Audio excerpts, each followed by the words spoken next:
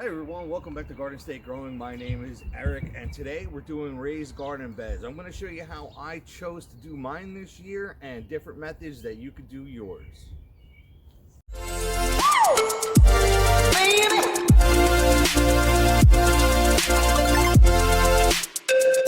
What we have here is I have a plot of land. It's about 12 feet wide. And so I want to do two beds side by side, 4 feet by 12 feet. So what I have is I have some 2 by 12 by 12s that I'm going to make into garden beds. But as you can see, I don't know if you can see real well on the camera, my land slopes down. So I need to do something about that because I don't want to have a garden bed that's sloped down, or else all the soil will migrate down to the bottom of the bed and I can't be having that. Now, I could just pile a whole bunch of mulch underneath to make it level, but the problem is that mulch is going to decompose, and as that mulch decomposes, I'm either going to be constantly raising that and stuffing more mulch underneath, or I'm just going to have to let it drop, and I don't want to do that. So I think I found a solution for it, and I'm going to take you along. Let me show you real quick how I think I'm going to do this. Like I said, I got to improvise as we go, but I also want to have a space in between my two beds because I do want to put up a nice trellis arc so I could grow my peas and my patty pans and my cucumbers in this nice little arc and have a beautiful little picking space. So let me show you, I'm going to draw for you, and I am not an artist, okay? So I'm going to draw for you what I think I'm going to do and how I'm going to do it, and we're going to see if it's going to work out. All right, I have some leftover whiteboard here. I'm just going to dry it off with my sleeve. So basically, this is my land. It's got a little bit of a flat spot here, and then it starts to dramatically come down. This has always been a problem in my backyard. That's why I put up the deck, because I couldn't have any entertainment over my house because people would be rolling down the hill all the time. So what I plan to do here is I plan to just make a standard box raised bed, but then I have all this space here. So what I'm going to do is I'm going to take a piece, a 2 by 12, and I'm going to cut it at a 45-degree angle, or whatever angle divides it completely in half diagonally. And then I'm going to take this piece and I'm going to cut it up and put it down here, and then I'm going to support it with my corner supports that I have here. Now these are heavy duty thick corner supports. I recommend don't use cheap thin aluminum metal corner supports. The weight of the soil is going to blow it apart, especially when it's going to be put on a hill like this. So I have these heavy duty ones.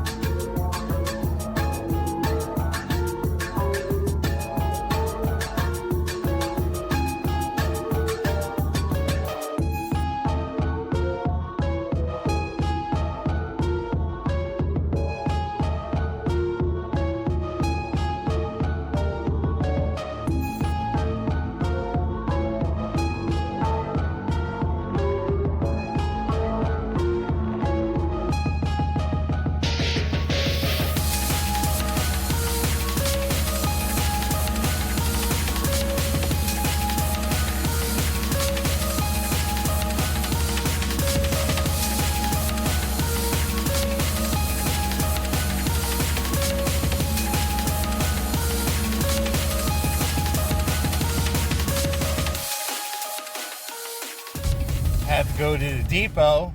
That's an experience. Had to put 2x12s in a Dodge Challenger. That's another experience. Back to the raised beds. All right, guys, I finally have the raised bed done, and as you can see, cut diagonal boards. I did them 8 feet long, raised it up 12 inches. This is going to, I did have to dig down just a little bit because at regular gradient, this end would have had to been 16 inches high, and I didn't want that. I wanted to just use the 2x12 because it's 24 inches down at that bottom right now. So that's it, and I put these corner brackets in. This is untreated wood. I know some people have a real problem with using treated wood because they think the toxins will leach into the soil.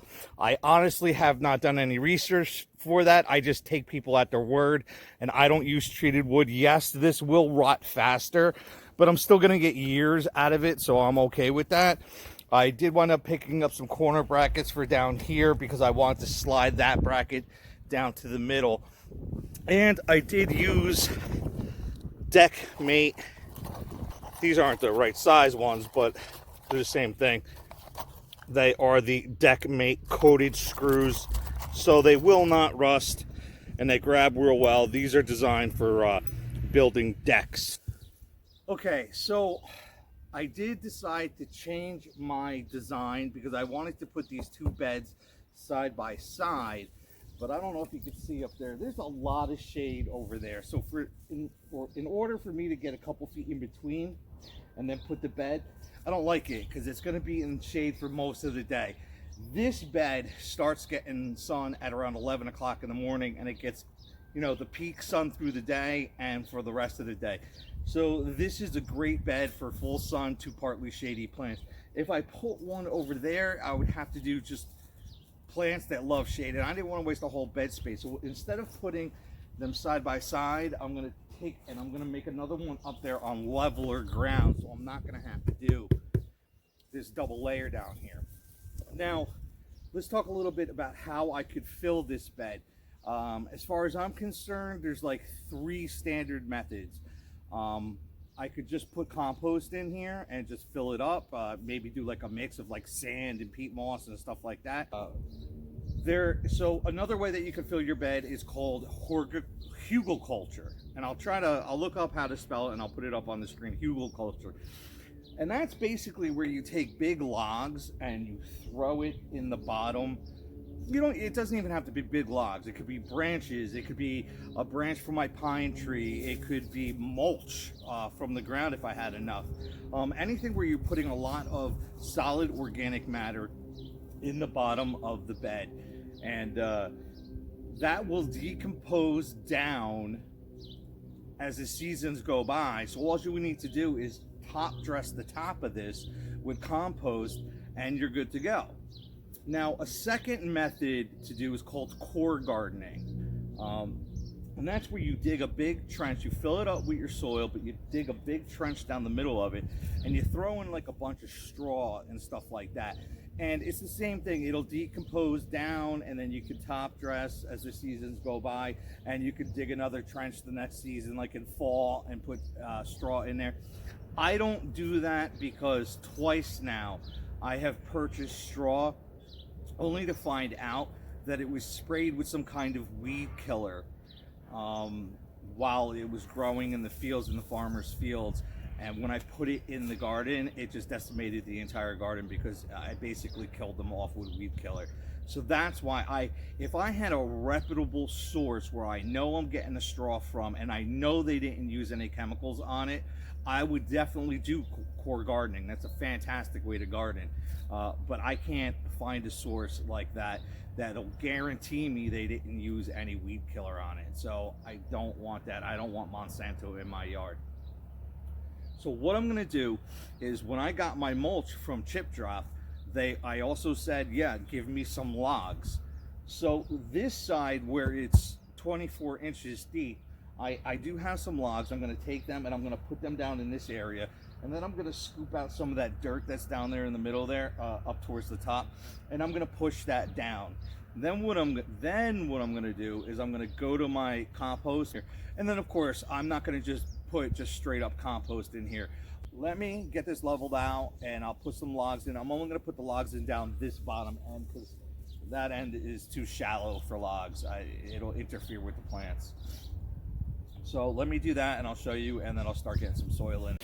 All right, everyone, as you can see, I went and I dug this end up a bit and I took all that dirt and I threw it down here. Now, as you can see, I buried about 8 logs down on this end. That's just going to help fill up volume. They're going to decompose. The mycorrhizal is going to love it. The worms are going to love it. And up here, it's mixed in with a lot of the dirt, but I threw in a whole bunch of mulch. That's also part of the Hugelkultur method. That's all going to decompose down there. So now all I have to do is move all that worm compost in. So let me do that, and then I'll show you how I amend it. All right, there it is. That's my 7 cubic yards of garden. So I'm sorry, mushroom compost. I do love growing in this. It's a great compost to have. And I'll be perfectly honest with you, I had a very difficult time ordering compost. Most places didn't want to deliver unless it was 25 cubic yards or more, and I can't get rid of 25 cubic yards of mulch. So there was this one company, I'll try to look it up, I forget what the name of the company was, and I'll put it in the video or in the link in the description. And so now I got to get this moving. It's 2:30 in the afternoon. I've been basically doing this from about 9 o'clock in the morning. I've only got the one bed done, only because I had to jack up this end with the extra supports and the diagonal beams on the side. I got about 4 wheelbarrows full of this mushroom compost. I'm not going to get into it because this video is already getting too long, but if you want me to do a separate video on mushroom compost, just put a comment down below and let me know, and I'll do a whole episode on mushroom compost. As you can see, I leveled it out nice. I'm at the point right now. This is where, when you're going to do Hugelkultur, what I do is I fill the bed up halfway, and then I get my hose and I water it in, and that's going to force the soil to go down in between those logs and take up any air gaps. Because what I found out in the past, that if you don't do that, if you don't water it down like this and let the soil get in between, those air gaps will eventually, after rain and dry, they'll collapse and soil will collapse into them, and then it'll open up a pocket underneath your plant where your roots are, and then they're going to be exposed to oxygen, and it's going to wind up damaging your plant. So that's why right now I'm going to water it in, and then what I'm going to do is I'm going to take a bunch of cardboard at this halfway level mark. I'm going to take a bunch of cardboard, I'm going to lay it down as a weed preventer, and I'll tell you, the only reason why I'm really doing it is because, 1, it's beneficial, it will act like a weed barrier, but 2, I have the cardboard. If I didn't have the cardboard, I wouldn't even bother. I would just fill it right up with the rest of the compost at this point. But since I do have the cardboard from the metal line raised beds that I bought, I'm going to use it. Why not? And it helps me get rid of it, recycle it, put it back into the system.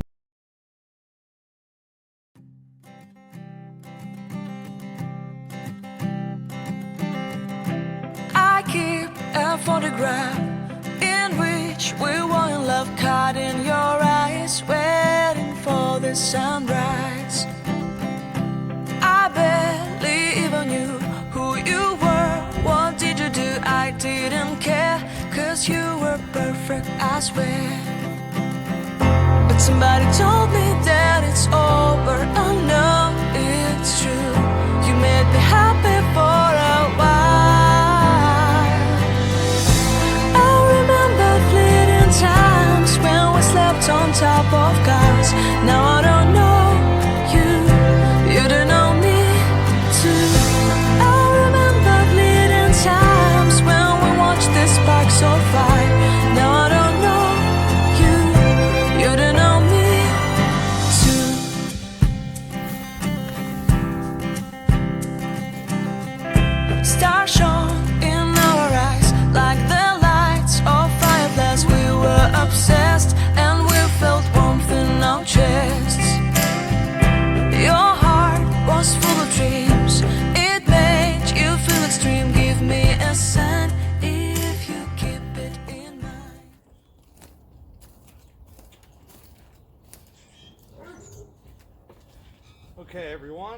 I got the bed filled up.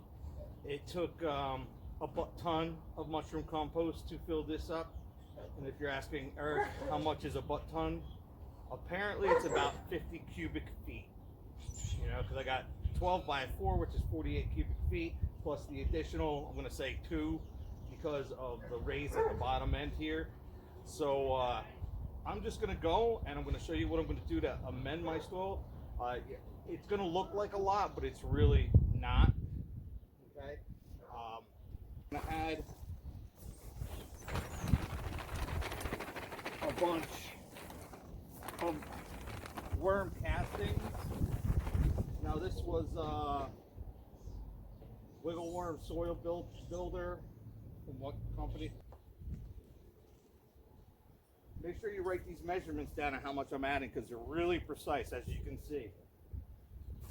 All right, so I put down a top dressing of worm castings, which is going to go great with the mushroom compost. See, I didn't put a tremendous amount, I don't know, 5 or 6 cups. Now what I have here is the chicken manure, and I love using pelletized chicken manure. It's an amazing organic natural fertilizer. And again, my measurement is going to be a nice top dressing. That's it. Because when I'm done with all of this, I'm going to rake it all in.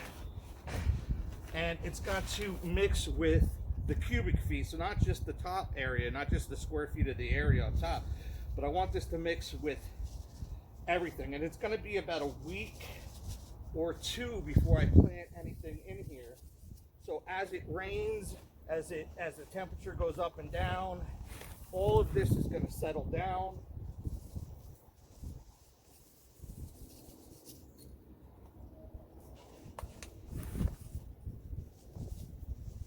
Now I noticed 2 things when I was bringing the wheelbarrows over. It's such dry over there even after it rained, but so muddy and gooey when I watered it here.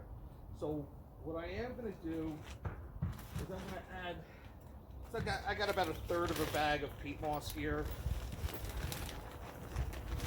This is going to help with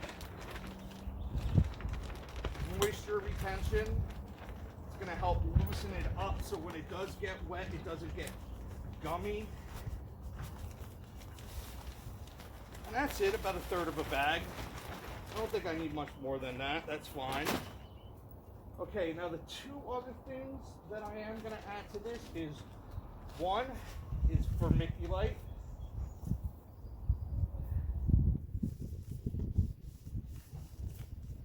Which is very light. This is going to help keep the soil airy.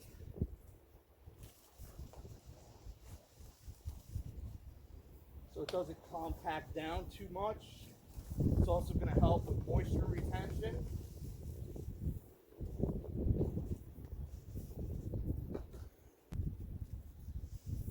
Alright, so that's it for the vermiculite. I'll put that aside. Oh.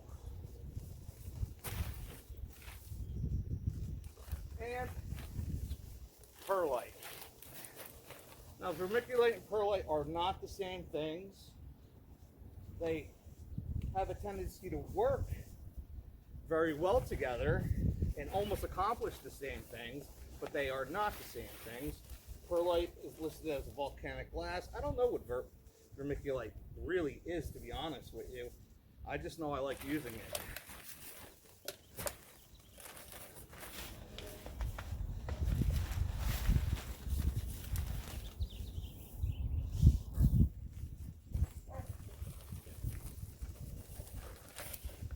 Should really just pick up the bag and just dump. Okay.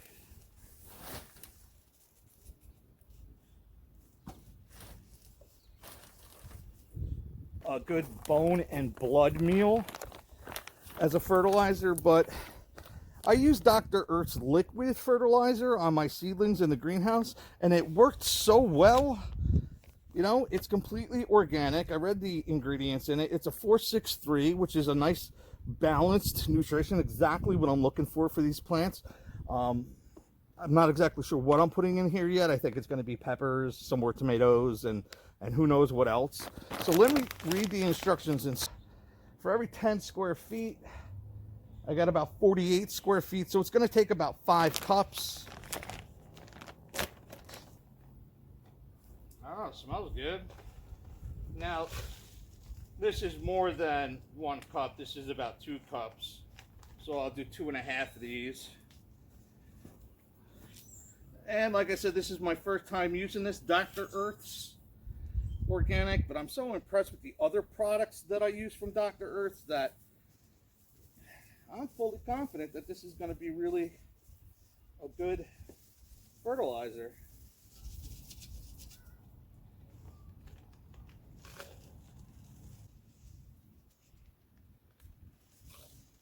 And just a little more, another 1/2 cup.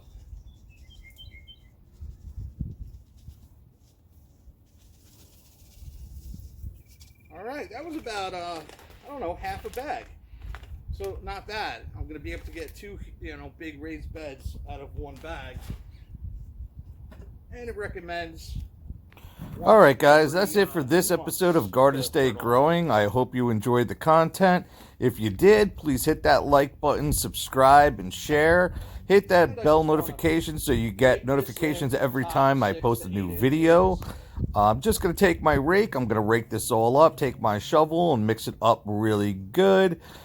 And make sure everything gets all down to the bottom and mixed thoroughly.